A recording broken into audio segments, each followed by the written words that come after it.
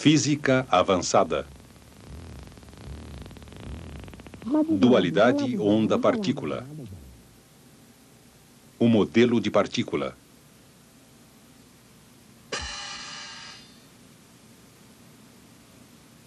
No início, disse Deus, haja luz. E houve luz. O que exatamente? O que é luz? Como ela difere das trevas? Cientistas gregos acreditavam que o próprio olho fosse a fonte de luz.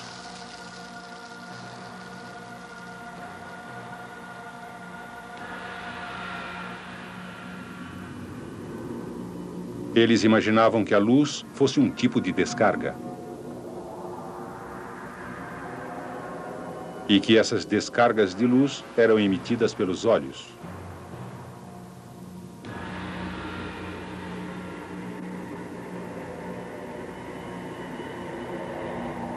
Sem os olhos, não haveria luz. Outros acreditavam que a luz não vinha dos olhos, mas sim de outras fontes. Qualquer que fosse a fonte, parecia razoável imaginar que a luz se deslocava. Tentaram medir o tempo que a luz precisava para se deslocar ou propagar.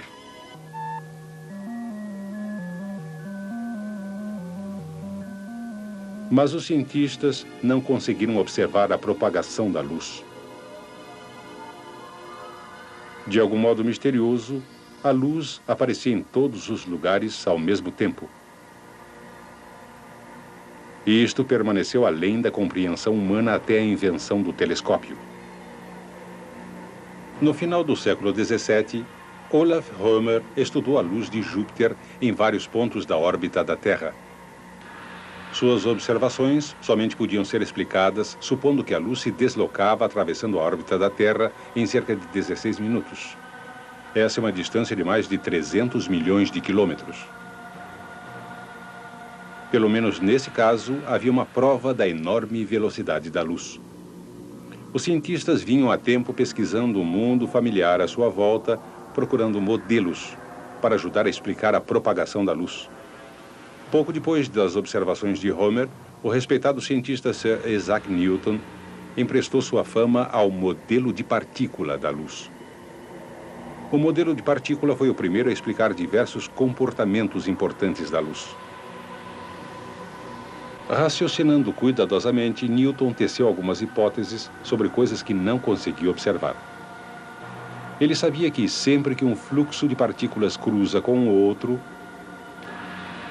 ocorrem colisões. Essas colisões fazem as partículas se desviar no cruzamento. Mas não existe prova de que quando dois raios de luz se cruzam, as partículas de luz colidem e se espalham.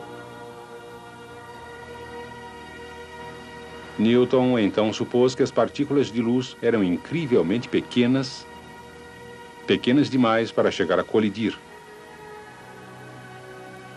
Newton também apresentou uma hipótese sobre o movimento de partículas. Ele tinha observado que partículas em movimento eram atraídas pela gravidade e seguiam uma trajetória curva.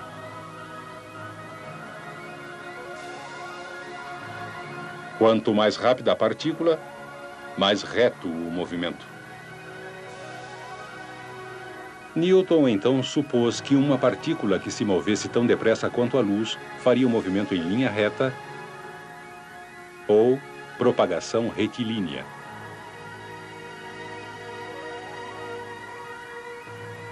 Essa hipótese sobre partículas concorda com experiências sobre luz e sombra. Essas experiências mostram que a luz tende a se mover em linha reta.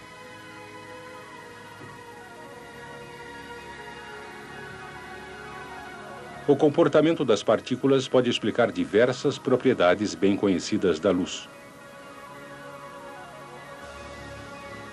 Partículas em movimento tendem a ricochetear em uma barreira. O ângulo com que uma partícula atinge a barreira é igual ao ângulo com que deixa a barreira. Essa geometria de reflexão pode ser demonstrada com muitas partículas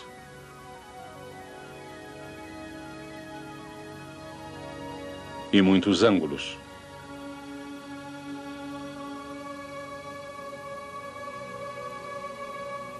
Esse comportamento de partícula é um bom modelo para a luz, porque um raio de luz é refletido por um espelho da mesma maneira.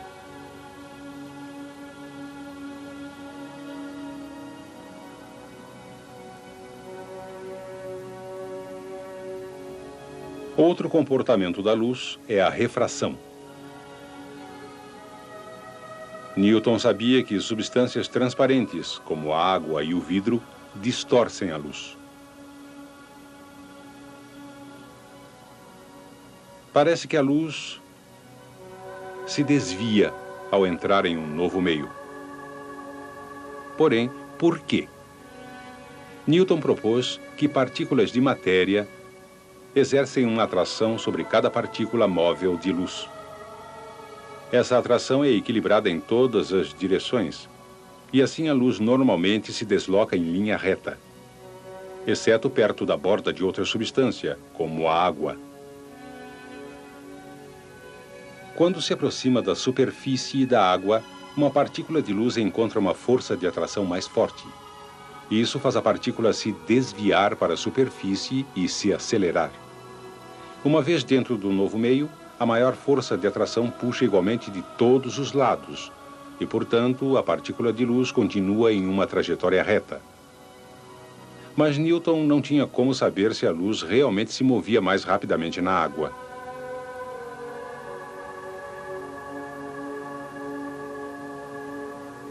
Era mais uma hipótese necessária para seu modelo de partícula.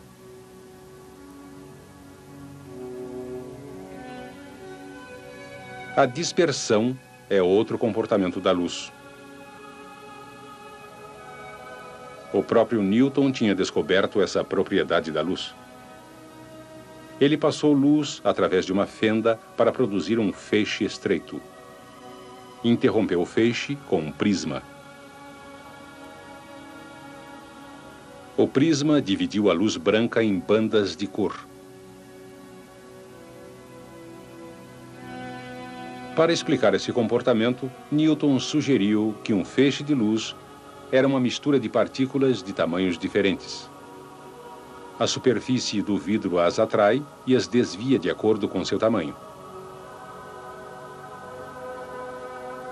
Assim, o prisma separa a luz em raios de partículas do mesmo tamanho. Vemos estes raios como cores diferentes.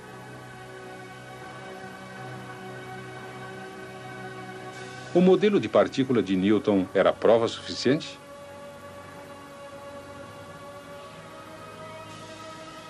Até Newton foi cauteloso a esse respeito.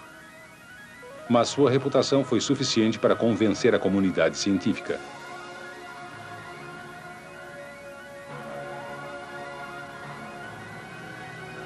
Apesar dos ataques de outro modelo importante, o modelo de Newton sobreviveu e foi aceito por cerca de 2 séculos.